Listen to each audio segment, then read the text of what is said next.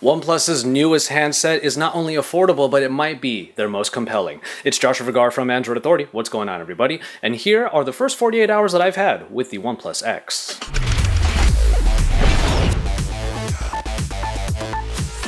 Now, as the name implies, of course, we have had the OnePlus X for a couple of days now, and that, of course, started with the unboxing. Now, the unboxing was mostly a conventional affair, but you do get a micro USB cable in the flat red design that OnePlus has sort of popularized since the OnePlus 2, and it does look really great. Again, this is a micro USB charging cable, so you're not getting USB Type-C here. You also get the plug adapter, but one nice addition that was in here was a lightweight plastic case that adds a little bit of protection, but once we get into the actual design and we actually held the phone, we thought we don't really need this case on there. And for a phone that's supposed to be so affordable, we actually think that the OnePlus X is feeling pretty premium.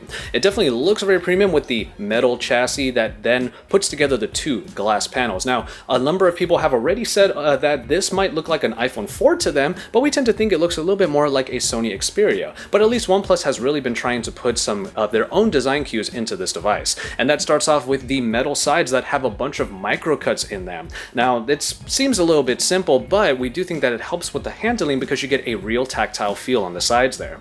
But the main thing about this device is its size. With a 5-inch screen, this is definitely one of the easier to handle devices in one hand. Now, we haven't really had any shortage of small devices this year, but we definitely have had a lot of bigger ones, and it's nice to see that in their second offering in 2015, the OnePlus X, it sticks to the smaller size category.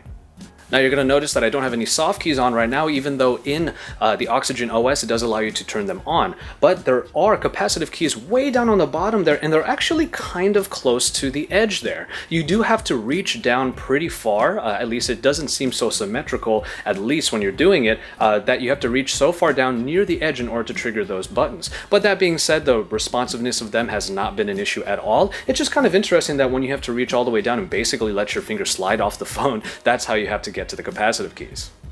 The display is full HD in AMOLED construction, which is nice because the Oxygen OS starts off in the dark mode. It is on by default, which means that the AMOLED display should be able to provide some better battery life because it doesn't have to have all the pixels on at all times in the dark mode.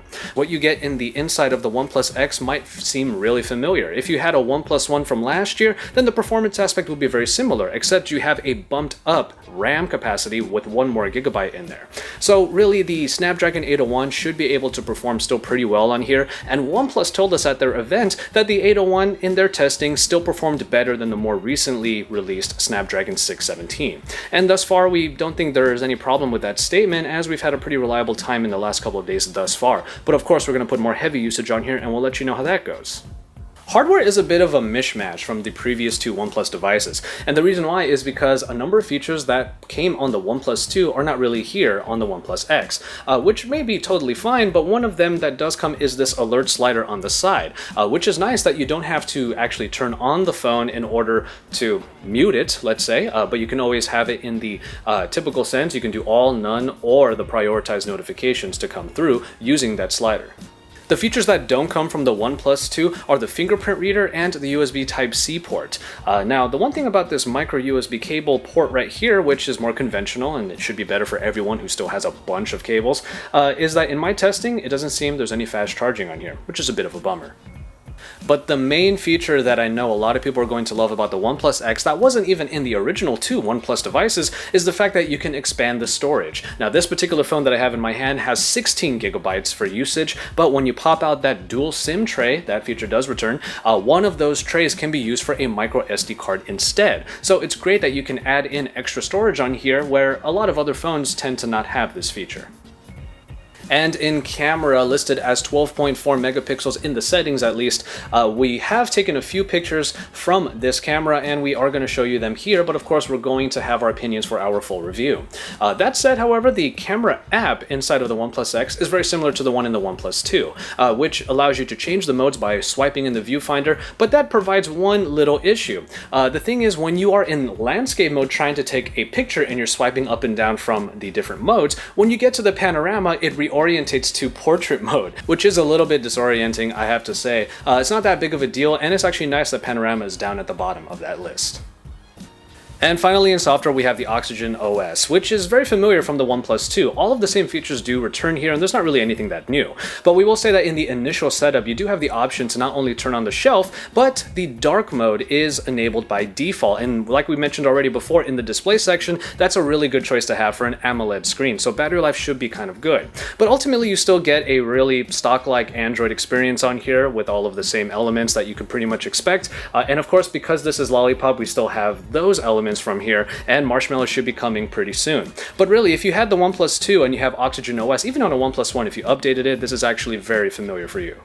But of course, as you probably know by now from our original first look, the best part about the OnePlus X is its price. $250, of course with an invite, at least for the first month, and a little bit after that, will get you a phone that so far seems pretty premium in its look, feel, and it actually provides some features that other flagships haven't been able to, like expandable storage. Now, of course, we're going to reserve our opinions for the full review on things like the battery and the camera quality, but ultimately right now, we do already like what we see in the OnePlus X. So you can stay tuned for our full review coming very soon here on Android Authority's channel.